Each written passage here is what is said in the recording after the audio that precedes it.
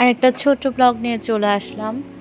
আমার বিশেষ করে মাম্মি অসুস্থ হওয়ার পর ফিল হচ্ছে যে হাত ৪টা পা ৪টা থাকলে বেটার হতো। কারণ মাম্মি হচ্ছে মিঠাইটা সম্পূর্ণই দেখতো, এখন আমাকে দেখতে হচ্ছে। যাই হোক, আমি অফিসে যাচ্ছিলাম আর মিঠাই মিহি ২ দিনে আমার ২টা চশমা ভাঙছে।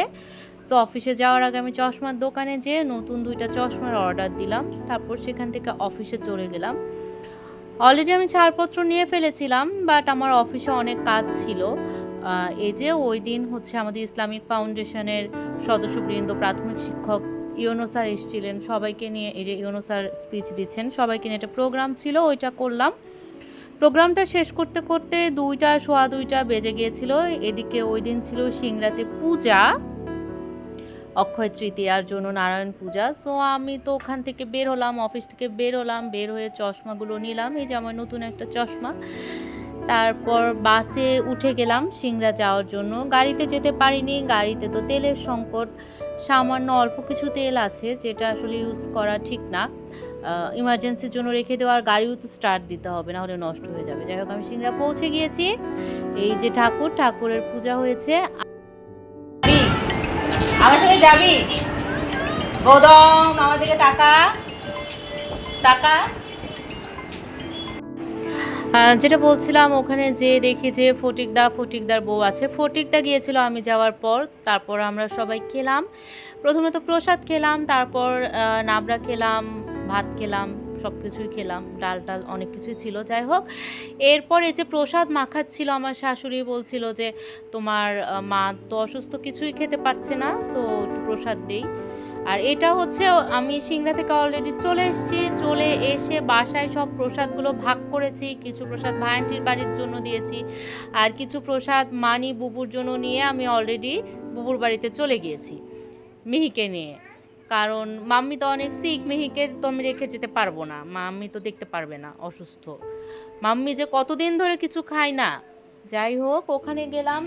বুবুর বাড়িতে যাওয়ার পর ভাইয়ান্টি ফোন দিয়ে বলল যে যাওয়ার সময় একটু ভাইয়ান্টির বাড়িতেও যেতে, আমাকে দেখানোর জন্য একটা পেশেন্ট এসেছে।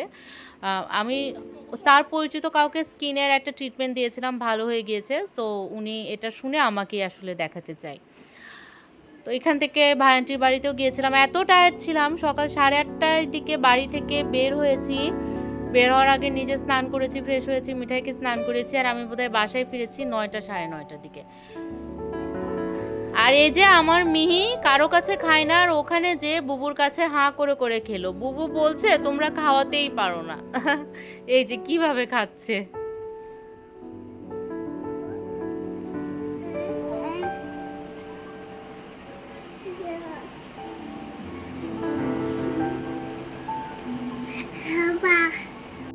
আবু মামা, অস্ট্রেলিয়ার মামা। অস্ট্রেলিয়ার মামা, তুমি অস্ট্রেলিয়া যাবে? তোমার মেয়ে মনে হয় যাবে। তোমার মেয়ে মনে হয় যাবে। কোথায় যাবে? কে যাবে? মেলবোর্নে। ওইখানকার সব সাক্ষাৎকারগুলো দেয় যে কয় যে অনেকে মনে করে যে বিদেশে বাবু মামা, হ্যাঁ বাবু মামা, এটা ওই আসে না দেখতে দেয়।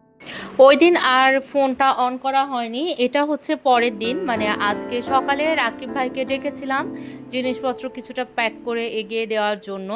তারপর অফিসে আজকে আমার সংবর্ধনা ছিল, মিঠাইকেও টিকা দেওয়ার ছিল। এই যে আমি এর মধ্যে চলে যাচ্ছি মিঠাইকে নিয়ে অফিসে। এটা আমি স্যারের রুমে বসে আছি মিঠাইকে নিয়ে।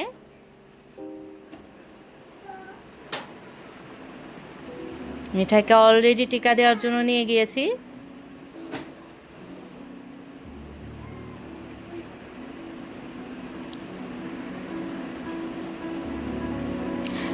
মিঠাই তো বুঝতে পারছিল না তখন পর্যন্ত যে ওর টিকা দেওয়া হবে, তাই চুপচাপ আছে।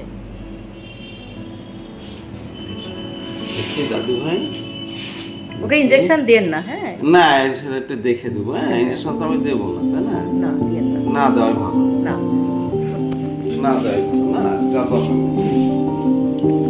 দরকার নেই। না, ওকে দিয়ে দরকার না, দিয়ে না থাক। এই যে আমি চলে এসেছি, এখানে চলছিল আমার বিদায় সংবর্ধনার প্রোগ্রাম। অফিস থেকে এত কিছু আয়োজন করেছে।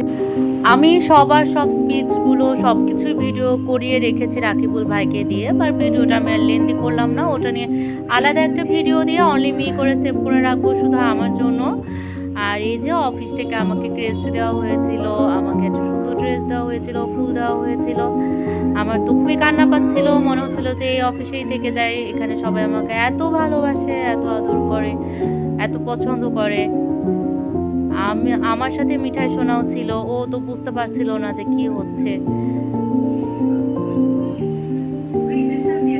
যাই হোক, আজকের মতন ব্লগটা এখানে শেষ করছি। আগামীকাল ঢাকা যাওয়া, এখনো অনেক কাজ, অনেক গুছানো বাকি। সবাই আমার মেয়েদের জন্য অনেক দোয়া করবেন, অনেক আশীর্বাদ করবেন। ভালো থাকবেন, টাটা।